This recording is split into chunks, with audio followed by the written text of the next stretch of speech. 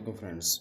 आज की जो हमारी वीडियो है ना, ये शॉर्ट टर्म ट्रेडिंग के हवाले से यानी स्कैल्पिंग के हवाले से। आपने स्कैल्पिंग के हवाले से काफ़ी ज़्यादा वीडियोस पहले भी देखी होंगी, उनमें काफ़ी सारी उन्होंने स्ट्रेटजीज बताई हैं। लेकिन जो मैं आज आपको बताने लगा हूँ, कुछ दिखाने लगा हूँ, वो विद प्रूफ दिखाऊँगा। खुद चेक भी कर लीजिएगा।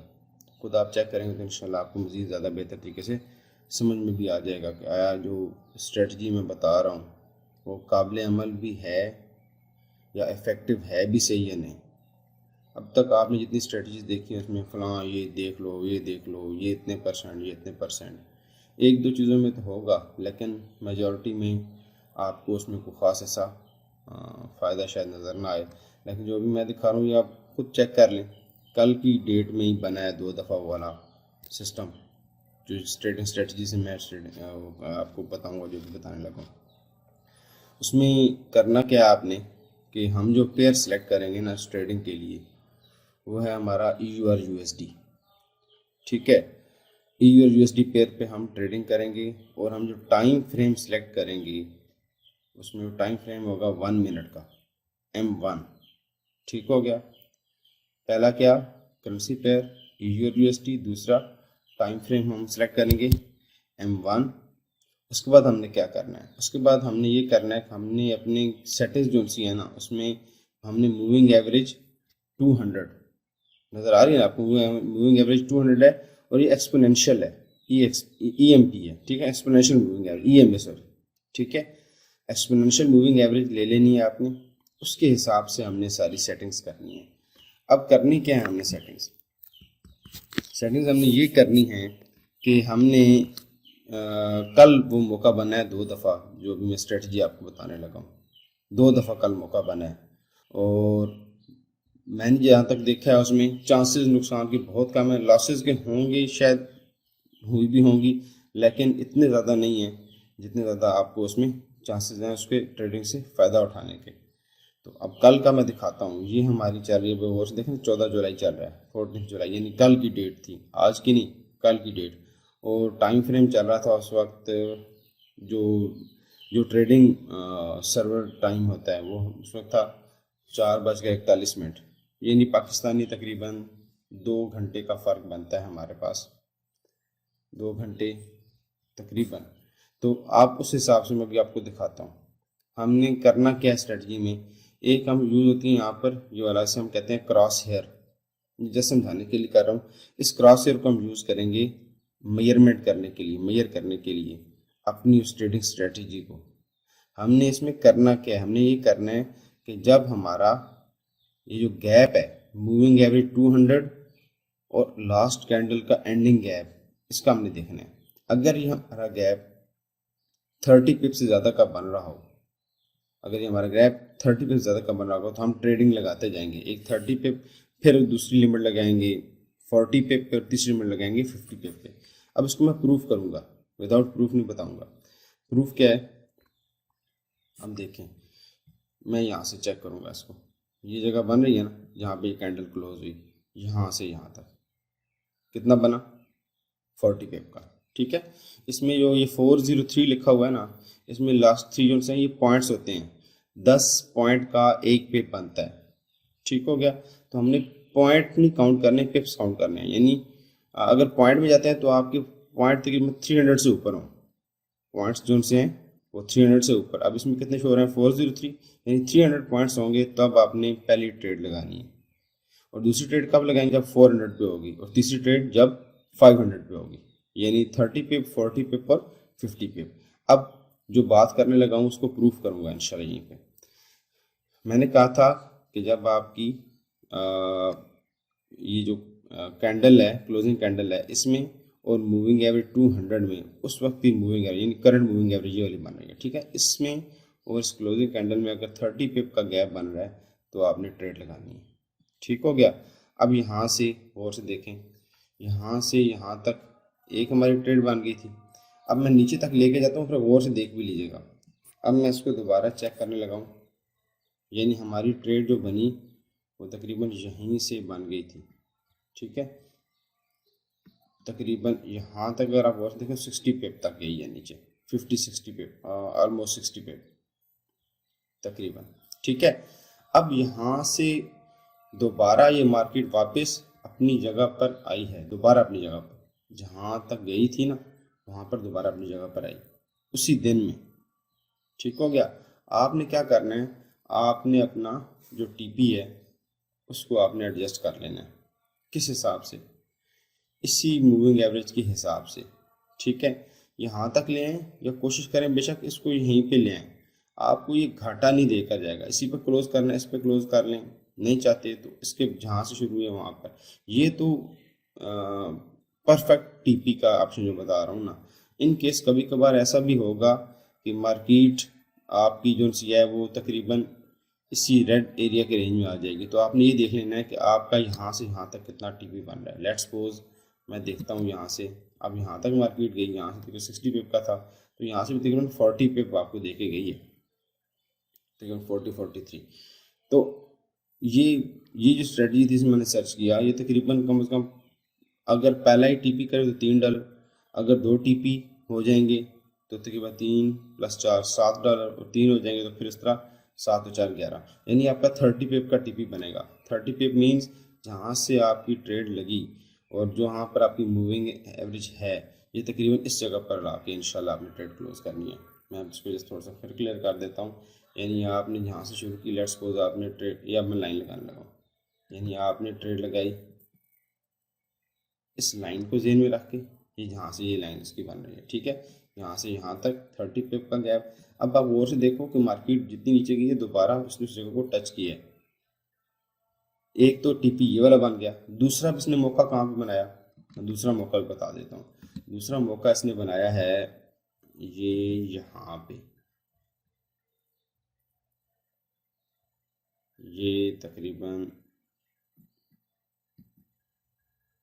ये आप गौर से देखो 43 पिप, यानी पॉइंट जो से थे 442 पॉइंट्स गई है, यानी 44 पिप मार्केट ऊपर गई है।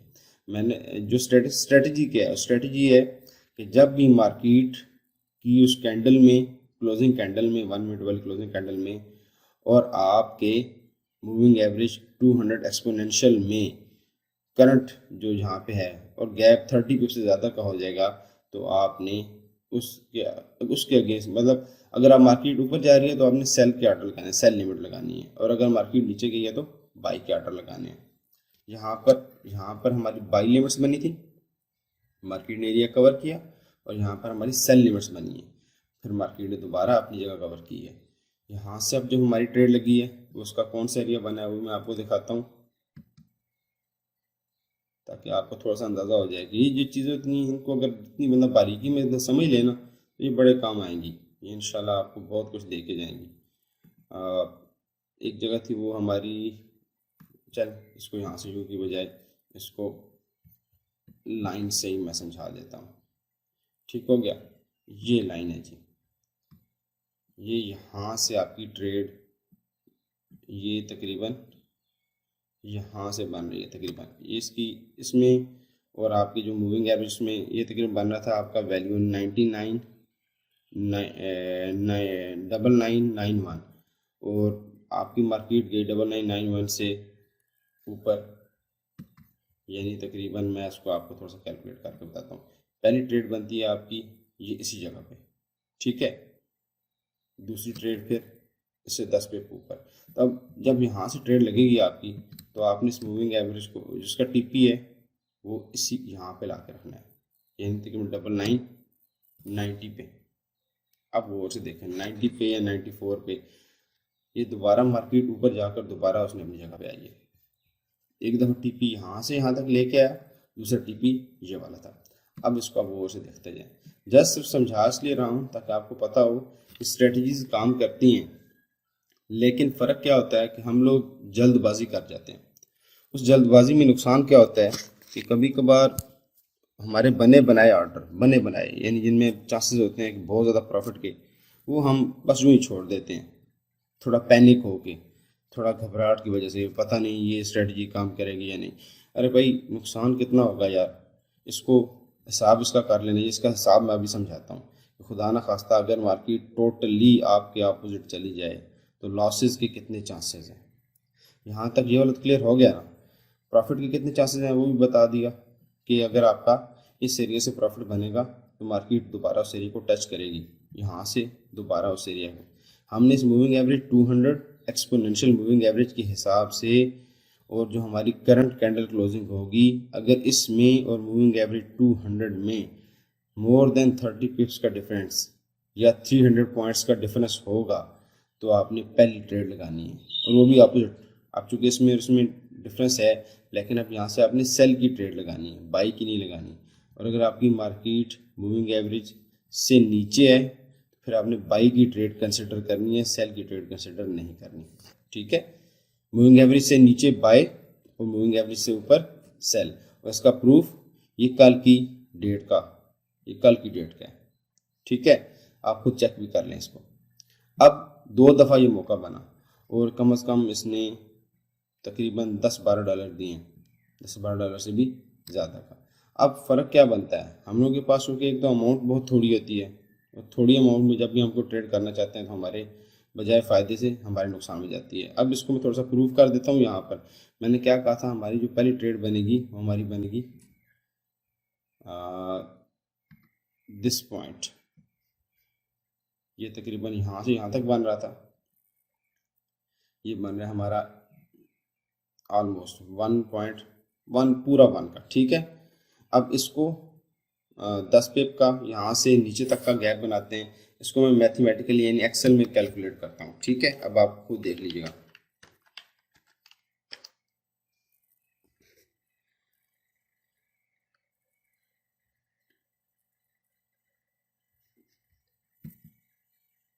अच्छा जी, ये हमारी एक्सेल की शीट ओपन हो गई है। ठीक है, अब हमने इसमें करना क्या है, हमने इसमें करना ये है कि हमने ये देखना है कि हमारी कैंडल जो हमारी उस वक्त जहाँ पे हमने ट्रेड करनी थी इसकी, ये बनी थी हमारी तकरीबन ये वाली जगह जी। ठीक है, ये बन रही है 1.0013 या 14। ठीक है, अब इसमें यहाँ से आपने कैलकुलेट करना है इसको, जो करंट उस वक्त की कैंडल थी वो बनती थी हमारी 38 पिप, यानी हमने 30 पिप से, यानी तकरीबन हमारी ट्रेड यहाँ से बनेगी 30 पिप से बराबर 9978 या 76 पे। ठीक है, पहली ट्रेड यहाँ पे बनेगी, दूसरी ट्रेड हमारी यहाँ पे बनेगी बाई लिमिट, तीसरी बाई लिमिट हमारी यहाँ पे बनेगी। ठीक है, और चौथी बाई लिमिट अगर उस पर जाती है 60 पे, लेकिन 60 तक नहीं गई है मार्केट। ठीक है, और 70 पे खुदा ना खास्ता इसका देखना है आपने, इसका क्लोज कर देना है, स्टॉप लॉस कर देना है। खुदा ना खास्ता अगर मार्केट कहीं बहुत ज़्यादा आपके ऑपोजिट चली जाए तो, इन केस चांसेस बहुत कम है, ये तो मैं कल का प्रूफ दे रहा हूँ। ठीक है, अब देखें ये तकरीबन 57 पे जाके मार्केट ने दोबारा रिवर्स लगाया और दोबारा उसी जगह को टच किया उसने।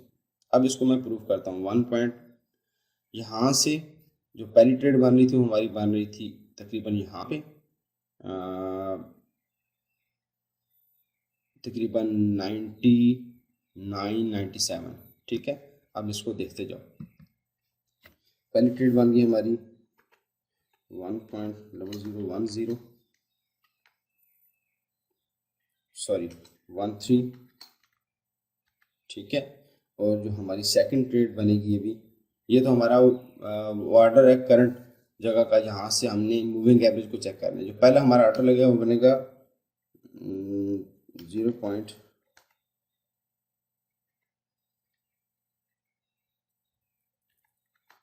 ठीक है, दूसरा हमारा जो ऑर्डर बनेगा वो बनेगा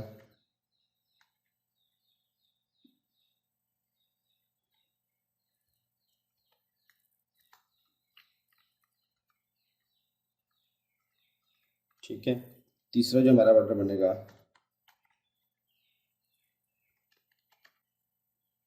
और खुदा न खास्ता अगर मार्केट थोड़ी सी इसके ऑपोजिट जाती है तो चौथा ऑर्डर बनेगा सॉरी ये हमारे 4 ऑर्डर बनेंगे।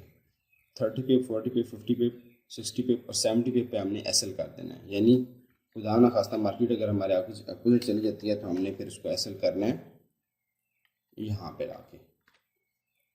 ठीक हो गया, ये हमारा EU और USD का बनेगा। अब इसको बाद में बताऊंगा कि इसका स्टॉप लॉस क्या, सॉरी इसका टोटल लॉस क्या बनेगा। थोड़ा सा अंदाजा लगा लें। 30 पे यानी यहाँ से यहाँ तक का गैप बन रहा है $4 का, यहाँ से यहाँ तक $3 का, 2 और $1 का, 4 3 7 2 9 और एक $10, खुदा न खास्ता। और अगर ये मार्केट आपके फेवर में जाती है तो कितना बनेगा, खुद हिसाब लगा लें। $3, 4 7 7 और 6, 7 और 5 12, 12 और 5 17, यानी अगर यहाँ से देते हैं तो $17 देके जाएगी। अगर पहला टीपी करता है $3, दो मिलकर टीपी करेंगे तो $7, 3 करते हैं तो $12 हो जाएंगे। तो ये जस्ट स्ट्रेटजी डबल पे काम करी, यहाँ पे भी इसने काम किया और यहाँ पर भी काम किया, दो जगह पे खुद चेक कर लीजिएगा, खुद इसको कैलकुलेट कर लें। फिर भी खुदा ना खास्ता कुछ चीज़ समझ नहीं आती ना, तो नीचे कमेंट्स में लिख के मुझसे पूछ लीजिएगा, मैं इंशाल्लाह आपको उसमें भी क्लियर कर दूँगा।